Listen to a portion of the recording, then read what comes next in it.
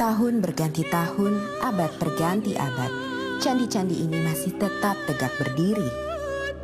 Di mata para penghikmat sejarah dan kebudayaan Jawa, candi-candi ini tak hanya menjadi pembawa kabar dari masa lalu tentang warisan peradaban yang tinggi. Candi-candi ini juga merupakan jejak pengetahuan tentang Jawa, baik yang terlihat maupun yang tak terlihat. Halo teman-teman, hari ini kita kembali belajar di rumah untuk menghindari penyebaran COVID-19. Kali ini kita belajar dengan menyimak sebuah tayangan tentang kebudayaan Javanologi dan Ronggo Warsito. Yuk kita simak bersama sambil siapkan alat tulismu untuk menjawab pertanyaan nanti ya. Bekjaning kang lali luwe bejo kang eling lawan. Segenap pencapaian kebudayaan dan kesusastraan Jawa tidak diraih begitu saja dalam waktu yang singkat. Prosesnya dapat dilacak hingga Majapahit bahkan era sebelumnya. Dalam titian waktu, Mataram merupakan puncak dari kejayaan kebudayaan dan kesusastraan Jawa. Jawa pernah mengalami masa gemilang, ya. Mulai dari zaman Majapahit, nah itu kemudian ada krisis dan kemudian akhirnya berdiri Mataram. Nah, saya itu Mataram lebih melihat ke dalam. Ya. Nah, waktu itulah mulai sebenarnya ya, dugaan saya dan pikiran saya proses pemurnian peningkatan untuk kebudayaan Jawa. Nah, itulah apa yang dikatakan mulai periode yang disebut orang asing the Byzantine period of the Japanese history. Jadi zaman Bizantium dari sejarah Jawa, ketika Jawa lebih sibuk memperhalus kebudayaannya. Nah, itulah baru mulai sebenarnya bahasa Jawa bertingkat-tingkat itu. Dulu bahasa Jawa satu saja. Penghalusan kebudayaan pada zaman Mataram berdampak pula pada aspek ekonomi. Orang-orang Jawa yang sebelumnya banyak menjadi nelayan dan pedagang, kini beralih menjadi petani. Disinilah dimulai era Jawa yang agraris. Salah satu indikator perubahan zaman itu nampak pada Pranoto Mongso. Bentuk formal penanggalan Jawa ini mulai diperkenalkan sejak akhir abad ke-17. Kalender ini merupakan panduan bagi para petani dalam mengerjakan sesuatu agar tak mengalami kerugian. Dari sinilah waktu waluku atau membajak sawah ditentukan. Akan tetapi, penanda bagi para petani dan Jogja dan Surakarta malah pecah dengan Mangkunegoro, Mangkunegaran dan pemerintahan kolonial yang sangat buruk. Pemerintah kolonial menekan petani dengan memaksa menanam hasil komoditas yang seluruhnya harus disetorkan kepada pemerintah. Ditambah dengan para pejabat lokal yang haus akan harta dengan menjilat penguasa, menyebabkan rakyat miskin menderita kelaparan yang menjurus pada meningkatnya angka kematian. Setelah Mataram pecah, Mataram pecah dari hal tersebut ternyata menguras habis kekuatan ekonomi pemerintah Belanda itu. Nah, untuk mengatasi itu semua Belanda. Kemudian 19 waktu terakhir Jogja juga dipotong dengan paku alaman ya. Itu Jawa mungkin lihat ke dalam. Dan lagi juga Jawa yang berkeliaran sudah tidak ada lagi. Dulu waktu perang di Diponegoro itu sebagian besar mungkin Diponegoro itu orang berkeliaran keliling itu. Kemudian setelah Belanda berkuasa, ya, Jawa itu kan dikenakan kultur setiasa harus menetap. Memang pada pertengahan abad ke-19 terjadi perang yang begitu banyak ya. Tidak hanya di Jawa, di Sumatera Barat ada perang Patri, di Jawa Tengah, di Jawa lah. Itu ada perang Diponegoro dan juga ada gejolak yang luar biasa di Belanda juga ya, di dalam negeri. Sehingga bisa kita dipahami oleh beberapa ahli sebagai istilah tanam paksa. memang kultur stelsel itu dia mempunyai satu program yaitu kultur stelsel, yaitu sebetulnya semacam peraturan di bidang pertanian ya, dan kemudian kebutuhan untuk mencukupi biaya perang mereka. Selama 19 di Jawa itu banyak sekali pemberontakan. Tidak hanya diperuntukkan untuk mengembalikan kekuatan ekonomi Belanda yang pada saat Hindia Belanda yang pada saat itu memang betul-betul bangkrut mereka oleh karena kebutuhan. Tidak hanya di Ponorogo itu terlalu besar, tapi sesudah itu masih hampir tiap tahun sampai akhir abad 19 sampai tahun 20 sampai tahun 10 itu sudah perang itu. Ini pemberontakan desa. Itu sebagian besar dipimpin oleh para ulama desa. Jadi yang kira kecil adanya perang terbuka antara pemerintah kolonial Belanda dengan para pribumi Jawa, maka dibentuklah satu lembaga yang dinamakan 900 masih ada satu di sana berontak-berontak itu. Nah, untuk mengatasi itu, untuk mengatasi adanya konflik-konflik dan memperkurangi konflik. Yang kedua, memberikan bekal kepada para administrasi pada pegawai Belanda yang bekerja di Jawa. Kan Head Institute for the Javaanstaal itu sebagai lembaga yang bertujuan untuk mengetahuan. Jadi Javanologi adalah set pengetahuan dan keterampilan tentang kebudayaan Jawa. Itu arti Javanologi. Di dalam pemahaman dengan terhadap kebudayaan lokal yang baik, itu diharapkan mampu mengurangi konflik. Itu sebenarnya tujuan awal daripada lembaga itu. Bejo bekjane kang lali.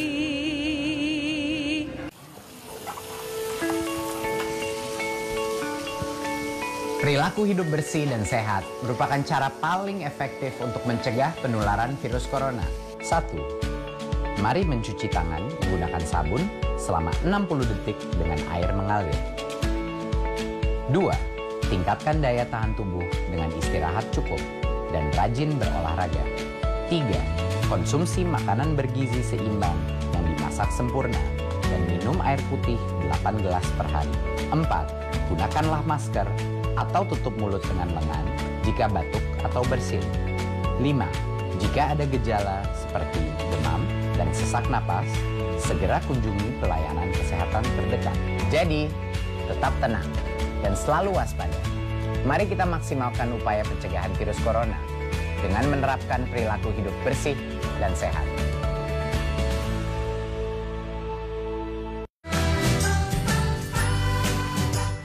Kementerian Pendidikan dan Kebudayaan terus mendukung pembelajaran jarak jauh dan memajukan budaya Indonesia di masa pandemi corona. Saksikan program Belajar dari Rumah setiap Senin sampai Minggu untuk semua jenjang pendidikan, guru dan orang tua hanya di TVRI. Marilah kita bersama-sama belajar dari rumah.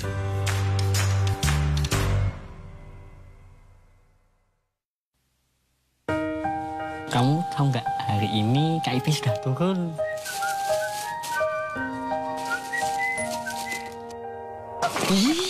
Panas. Ayo, mari. Udah cair? Alhamdulillah sudah cair, Mas. Anak-anak senang, ibunya juga senang. Terima kasih ya ibu-ibu ya semuanya. Anak-anak, sekolah yang pintar ya.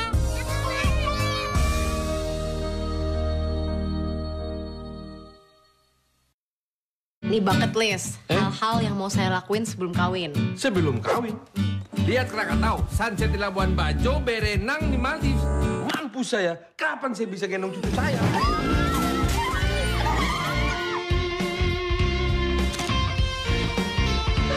Sebagian dari kalian mungkin udah tahu, gue travel writer. Gue mau semua orang ngalamin apa yang gue alami. Dan ini cerita gue. TVRI, media pemersatu bangsa. Bejo bekjane kang lali. Head Institute for the Javaanstaal te Surakarta yang didirikan di Surakarta pada 1832 oleh Johan Frederik Carl Greica adalah sebuah lembaga kebudayaan yang mempelajari sastra dan kebudayaan Jawa. Disinilah Javanologi untuk pertama kali muncul. Secara terminologis, Javanologi itu kan disusun dari dua kata. Java merujuk di situ batasan budaya, juga bukan batasan administratif ya, tapi batas budaya. Dan logos itu pengetahuan, yang bahkan wajib itu mengetahui, yang notabene semua itu menjadi butir-butir yang paling menonjol dalam kebudayaan Jawa.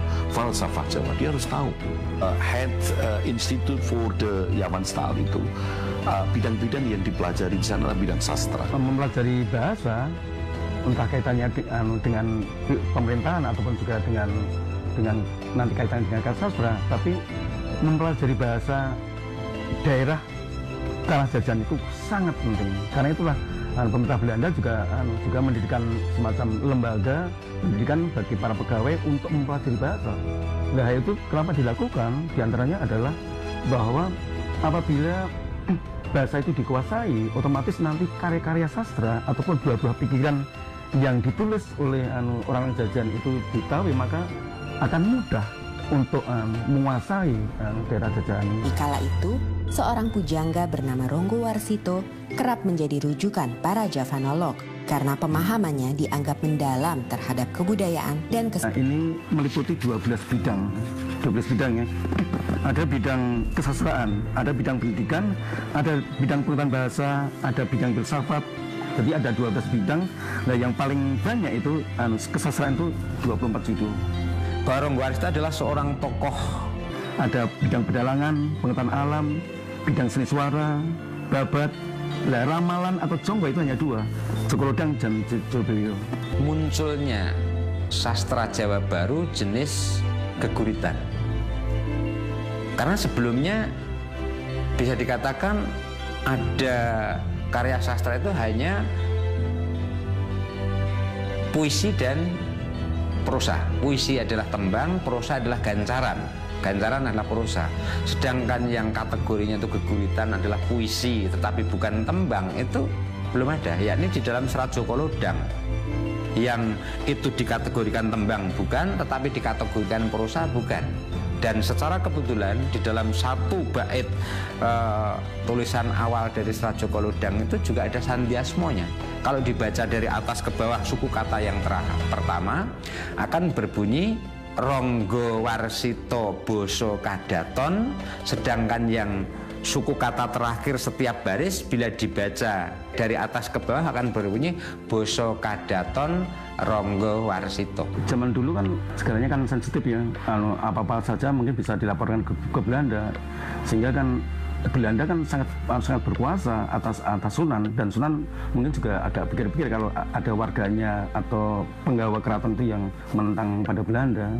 Makanya ya salah satu cara di dalam mengungkapkan hal seperti itu dengan cara simbolis. Mangkyo derajating praja kawuryan wasunyaruri, rurah pangrahing ukara karana tanpa palupi. Hatilar silastuti sujono sarjono kelu kalulun kala tidha tidem tandaning dumadi hardayeng rat tining karoban rubedo. Ini adalah sebetulnya awal dari si Ronggo Warsito, jelas mengkritisi kondisi kerajaan saat itu. Punya raja, rajanya itu juga sekti, rajanya juga punya kewibawaan, pegawai-pegawainya baik. Tetapi kondisi saat itu tidak menyelesaikan masalah, huru-hara dan sebagainya. Sebagai pujangga Keraton Surakarta, Ronggo Warsito memelihara hubungan baik dengan para Javanolog. Salah satunya adalah Carl Friedrich Winter. Sebegitu datang di Jawa ini dan ketemu si Ronggo Warsito, ternyata dia adalah seorang sastrawan, dia seorang yang cinta atas budaya Jawa, dalam hal ini sastra. Nah, karena dia itu juga sesama orang sastrawan, dia ingin menulis tentang sastra Jawa, merasa dirinya itu juga sudah barang tentu tidak sepaham seperti orang Jawa. Melihat seorang Ronggo Warsito itu pujangga keraton yang juga sebetulnya sudah memasyarakat, artinya orang luar pun bisa dekat dengan Ronggo Warsito.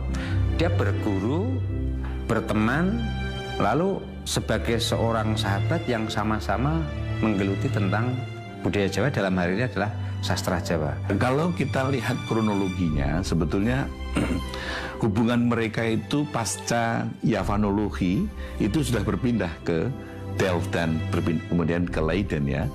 Jadi sebetulnya itu keterkaitan mereka itu sebenarnya tidak secara lembaga gitu, tidak bahwa C.F. Winter memiliki keterkaitan dengan Java Institute, Institute for the Javan Study, iya, gitu. Tetapi untuk di Jawa ini memang mereka memang bekerja sama dan membuat satu kesepakatan bekerja untuk menghasilkan beberapa karya sastra. Misalnya Kamus Jawa Kawi, kemudian Serat Aji Soko dan seterusnya, itu kan karya-karya mereka. Ada beberapa surat yang secara kebetulan kami ada data yang menunjukkan komunikasi antara Winter bertanya tentang sastra kepada si Ronggo Warsito, dan oleh Ronggo Warsito pun juga ada bukti menjawab atas pertanyaan-pertanyaan si Winter tadi. Di luar menjawab atas pertanyaan yang tadi datangnya dari Winter, itu juga disertai dengan kepentingan-kepentingan secara kebutuhan ekonomi bagi Ronggo Warsito. Ada permintaan dari Ronggo Warsito pinjam uang, istilahnya ngijon terlebih dahulu ya, oleh karena kepentingan kekurangan secara ekonomis atau keluarganya ada yang sedang sakit, itu nanti mengajukan pinjam uang ke Winter, dan nanti cara mengembalikannya akan diperhitungkan dengan pekerjaan yang dilakukan oleh Ronggo Warsito atas permintaan dari Winter. Namun memang saya juga bisa menyampaikan pada akhirnya mereka ada kerenggangan itu kan. Ada banyak hal yang terkait dengan aspek politis ya. Aspek politis, mungkin situasi politis di Belanda pada waktu itu, dan beberapa hal yang memang sejak awal tidak diminati oleh Ronggo Warsito. Bejo bejane kang lali. Ini bucket list, hal-hal yang mau saya lakuin sebelum kawin. Sebelum kawin? Lihat Krakatau, sunset di Labuan Bajo, berenang di Maldives. Mampus saya, kapan saya bisa gendong cucu saya?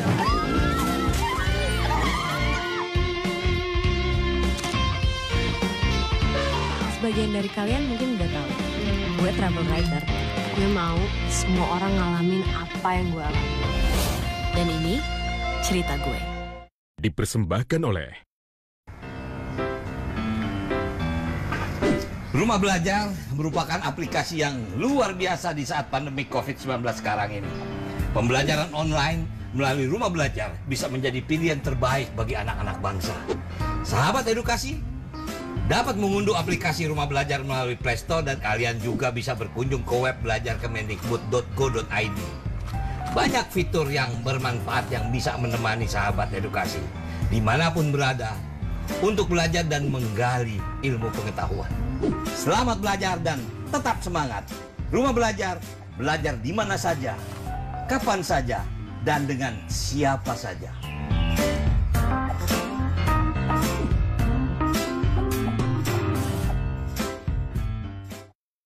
Jangan lupa ya, luangkan waktu untuk membaca.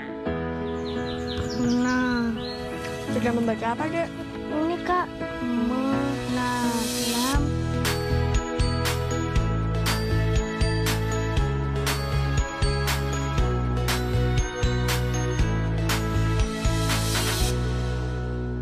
Buku-buku, baca-baca, buku baru.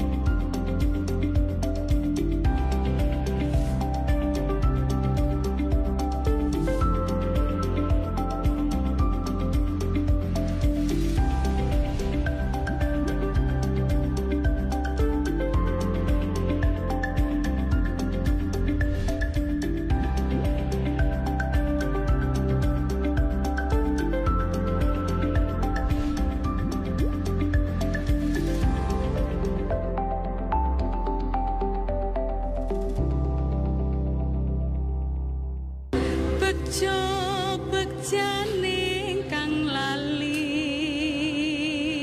Dalam esainya yang legendaris, Javanology and the Age of Ronggowarsito, Kenji Tsuchiya menulis bahwa pujangga memainkan peran ganda ketika Javanologi Barat masuk. Di satu sisi sebagai sumber informasi bagi para Javanolog Eropa, sementara di sisi lain tetap sebagai orang yang memiliki pengetahuan esoteris mendalam, di mana pengalaman kebatinan Jawa menjadi sumber utamanya. Hal ini kerap dibaca sebagian kalangan sebagai suatu bentuk kontestasi paradigma. Walaupun materi kajiannya sama, tetapi paradigmanya berbeda, ia akan menghasilkan suatu analisa yang bisa berbeda. Dalam hal ini, paradigma orang-orang Jawa memiliki perbedaan dengan paradigma orang-orang Belanda. Sebenarnya background Ronggowarsito itu adalah budaya Jawa yang begitu organismik. Nah, sementara Winter, walaupun dia seorang turunan, seorang Indo, tetapi dia tetap darah-darah yang barat, pemikiran yang mekanistik itu cukup kuat. Sehingga kadang-kadang antara organismik dan mekanistik ini kadang-kadang terdapat perbenturan gitu. Saya melihatnya seperti itu. Desa Palar, Kecamatan Trucuk, Klaten menjadi tempat persemayaman terakhir Ronggowarsito. Semasa hidupnya, ia sering mengunjungi desa ini yang menjadi tempat sanak familinya berada. Tidak hanya Ronggowarsito, makam C.F. Winter juga berada di sini. Setelah pada 1984 makamnya dipindahkan dari kompleks pemakaman Belanda di Jebres, Surakarta atas izin Presiden Soeharto. Pada hari-hari tertentu, makam Ronggowarsito banyak dikunjungi para peziarah. Daya tarik Ronggowarsito sebagai pujangga besar memang tidak hanya terdapat semasa ia hidup. Bahkan hingga hari ini, setelah sekian lama ia wafat, pesona itu tak memudar. Dan pasca wafatnya Ronggowarsito, masih tersimpan begitu banyak arsip tentang Jawa. Salah satunya sastra di negeri Belanda. Arsip-arsip ini yang sebagian besar berisi tulisan-tulisan Jawa membuktikan peradaban Jawa yang tinggi. Namun sayangnya justru tidak dipelajari dan dimiliki oleh orang-orang Jawa itu sendiri. Sejak 1842, Javanologi sebagai lembaga sudah tidak lagi berada di Jawa. Namun, secara individu, para Javanolog masih aktif dalam melakukan penelitian dan pengkajian. Salah satunya adalah Pisho. Karya terbesarnya berjudul Java in the 14th Century yang terbit sebanyak 5 jilid. Karena kedalaman kajiannya, ia dikagumi oleh para pemikir Jawa. Satu di antaranya adalah Profesor Sudarsono. Pada waktu itu saya diutus ke negeri Belanda untuk kerjasama antara Indonesia dengan Belanda. Lalu kemudian ketemu Dr. Pisho. Itu gambarnya. Dr. Pisho. Lalu kemudian, wah, saya senang sekali saya mendengar saudara Sudarsono menggantikan saya. Wah, saya juga bangga sekali dianggap menggantikan dia. Karena Dr. Pisho itu luar biasa pinternya. Nulis kamus bahasa Jawa, orang Belanda. Lalu nulis kebudayaan rakyat. Tahun 2011, di Universitas Negeri 11 Maret Surakarta, berdiri pula Institut Javanologi yang berada di bawah naungan Lembaga Penelitian dan Pengabdian Masyarakat. Institut Javanologi ini bergerak di bidang kajian budaya, bahasa, dan sastra Jawa. Akan tetapi, walaupun bernama Javanologi, namun orientasinya sangat berbeda dengan Javanologi yang dibuat di Belanda dan di Yogyakarta. Pada era Belanda, tujuannya sudah saya sampaikan tadi adalah memberikan bekal pengetahuan kepada para pegawai-pegawai Belanda, orang-orang Eropa untuk masuk ke Jawa. Nah, tetapi pada masa kemerdekaan, pasca kemerdekaan, Javanologi memang untuk menghimpun ilmu-ilmu lokal, local wisdom, ya, yang begitu banyak tersebar dan tercerai, itu mau dihimpun. Nah, sekarang di era kami itu Institut Javanologi tidak hanya menghimpun, yang sudah dihimpun itu dicoba untuk ada hilirisasi temuan-temuan pada saat itu. Ini era kami ini sekarang adalah mencoba untuk membuat pembuktian, research dari beberapa temuan yang sudah dihasilkan pada saat itu. Javanologi yang dibuat di Belanda hingga didirikan oleh Universitas Negeri 11 Maret Surakarta hari ini memiliki peranannya masing-masing yang tidak bisa begitu saja diabaikan. Javanologi telah menghidupkan semangat masyarakat Jawa untuk ikut ambil bagian dalam membuat dunia yang lebih baik. Pemahaman antara ilmu dan ngilmu itu memang berbeda. Ilmu bisa diekstrakan, tetapi ngilmu itu bagaimana aplikasi, bagaimana itu memiliki manfaat bagi dunia yang lebih cantik, yang lebih harmonis. Bagaimana teman-teman setelah menyimak tayangan tadi? Mari kita bersama-sama menjawab pertanyaan berikut ini. 1. Mengapa penanda pertanian dalam kalender Jawa menjadi panduan petani untuk melakukan aktivitas tidak berlaku pada era tanam paksa? 2. Jika ditemukan di suatu daerah di Indonesia, peninggalan peradaban masa lalu dan orang asing ingin menggali peradaban tersebut, apa yang akan kamu lakukan? Oh iya, jangan lupa untuk tetap belajar di rumah ya, dan jaga kesehatan dengan rajin mencuci tangan serta makan makanan yang bergizi.